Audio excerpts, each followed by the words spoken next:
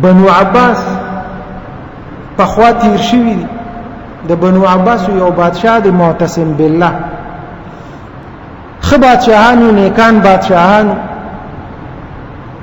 او د هلاکو خان دي سره مقابله راغلی و، او معتصم بالله او زوی بیا چې دینو ملکړل، ټوټي ټوټي کړل، قیمه قیمه کړل، ډیر سختې سره وجلی. معتصم بالله د عراق کې اوسېدل، عراق پایتخت عموریه په شام کې یو علاقه د هغې نه وته اطلاع راغله، او هلته یو مسلمانانو زنانه یو عیسایانو قبضه کړې وه، او هغه مسلمانې جینې هغه ښځې اواز وکړ، وا معتصم بالله. هغه اواز د ته راورسېد، بس د ځان سره لښکر تیار کړ او عموریې ته روان شو، شام ته لاړ.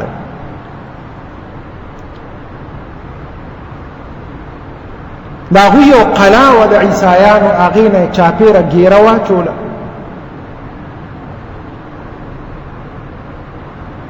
هغوی دننه قلا کې و، دوی بار دي. په دې قلا باندې چاپېره مورچې وي، په هغه یو مورچه کې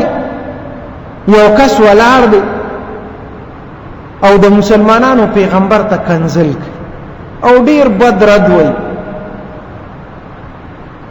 غرض دا دی چې د مسلمانانو ته زور میلو شي، دوی خفه شي په دې باندې، دوی ولې زمونږه ګیره کوي. لګیا دی پیغمبر علیه الصلاۃ والسلام پسې کنځل کوي، یو څه بل څه بد رد. مسلمانان لګیا دي، یو کس په د غشي غزارو کې خطا شي، بلو کې ډیر کوشش وکړي، خو هغه مورچه کې و بندو. قدرت ته ګوره، یو کس ته جعفر نوم، دا هغه غشي هغه بالکل رسا ولګېد، په دې سر باندې ولګېد او را پرېوته مردار. معتصم بالله الله اکبر ناره وواله، او دی مجاهد لراغه، دی مجاهد ته وای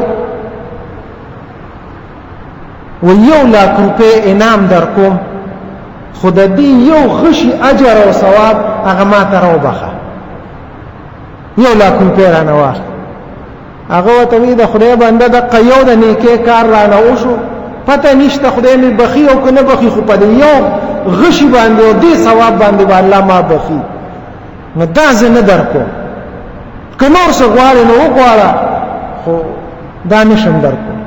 بادشاہ ورته وی 2,00,000 روپے واخ، هغه ورته وی نه 3,00,000 واخ، 15,00,000 واخ. دی پوه شو چې دا بادشاہ قلاری دی نه، نیکان خلقو هغه ورته دې حد پورې به ته چې اخره کې به ورته وی چې زما دا بادشاهین ته واخله، خدا ثواب او اجر مال راک. اخره کې بادشاہ ته وی بادشاہ ټول ثواب نشم در کولی، خدا نیم ستا شو نیم زما شو، بس نیم اجر در کوم. هغه ورته وی دا نیم زما د پاره کافی دی. په هغه وخت کې چې وسره څومره پیسې وي غونډې راواغشتې، هغه ته ورکړي وی دا واله، او تا که زمانه بادشاہي غوښته وي ما به غونډه درکړې وي، خو که دې اجر دې راله راکړي، خدا نیمم کافی دی، په دې به الله ما وبخي. بیا په قلا باندې هغه باندې حمله وکړه، هغه جنې چې کوم د مسلمانانو قید او هغه هم خلاص کړه، او ډیر عزت سره دا غزې نه واپس شو. تاریخ لیکلی دی چې یو خو د مسلمانانو د غیرت جون چې دا بادشاہانو زما یو مسلمان لور خور هغه به د کافرو په قید کې وي او زه به هغه خلاصوم نه، د هغې دپاره بادشاه په خپله لاړ او ځان سره فوجونه بوتلل او هغې را خلاصه کړه. او بل تاریخ دا لیکلی دی چې ناموس رسالت باندې چې د پیغمبر علی السلام توهین کو سپکواله کو یو بادشاہ هغه خپل بادشاہي ورکي خو چې دغه اجر او ثواب ماته ملوي دا دومره غیرتمن خلک دا د کلک ایمان د کلک عقیده خاوندانو لاړل تیر شو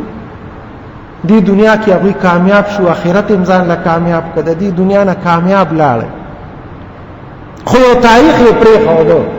یو نمونه پرې خو د مسلمانانو ته چې اے مسلمانانو که کامیابیږي نو ګوري په کلک ایمان به کامیابیږي بغیر د کلک ایمان نه کامیابېدل ګران دي دا د مسلمانانو یو تاریخ دی شیخ سعدی رحمت الله علیه لیکلی وی یو بادشاہ او یو درویش نه په یو ورځ باندې مړ یو سړی خوب کې ولیدل خوب یې ولید چې بادشاہ دی هغه په جنت کې ګرځي او مزه کوي او هغه درویش فقیر هغه په جهنم کې نوراغ یو عالم ته خوب بیان کوي دغه څه خوب میلیدل دا بادشاہ مړ شو او دا فقیر درویش مړ شو دا خو نیک سړیو بادشاہ په جنت کې ګرځي او درویش او فقیر چې دی نو هغه په جهنم کې هغه عالم وتوی بالکل ټیک هغه ته وی ګوره بعض خلک په جمعات کې ناست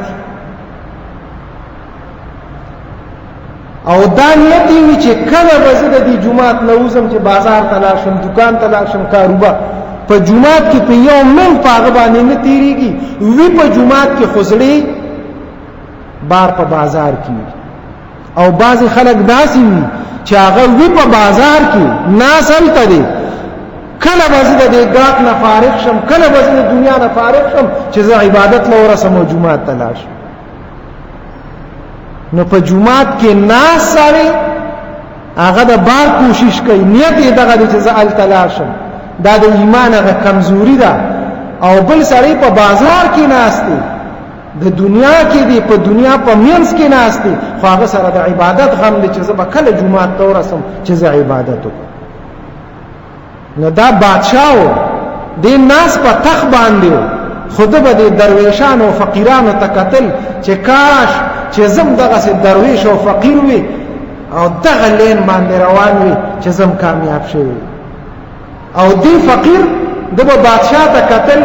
چې د بادشاہ څومره په تخ ناس ته مزه چرچې کوي چې زم دغه سي بادشاہ وي د خپل درویش او فقیره او د دې سپینې جامې خیال نه دي ساتلي ځکه دی په جهنم کې دي او بادشاہ چې دی هغه په جنت کې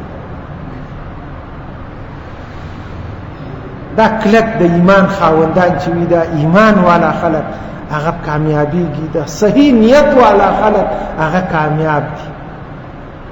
بعضی خلک مونږ ته ډیر دنیادار ښکاري چې دا خو ډیر دنیادار دی هغه دنیادار نه وي دا غزړه هغه جمعات سره تړلی وي دا ایمان چې دی نو هغه په اعلی درجه باندې او بعضی د جمعات خاوندان هغه دغه دنیا ته پسخيږي دغه خلکو ته پسخيږي لاړ شي د خپل ایمان نه خلاص شي پاغي باندې عزتمند قرباني کو کروجی نیسو که حج کو دا کلک ایمان غواړي د غیرت جون غواړي باوقار جون غواړي انا چې دین دا عبادت سره سر ته رسول شي او کنه کلک ایمان نوي نو کو به قرباني خو هغه به قرباني نوي هغه به اساسان خلکو ته خودل وي هغه به الله زمونږ قبول نه کی کو به حج هم به دنیا خرج کو هم مال هم جان قرباني به خدا به چې الله ته قبول نه وي الله به قبلینا غرض دا چې د کلک ایمان خاوندان شو نیت خپل صحیح کو قربانی کو امت نیت صحیح کو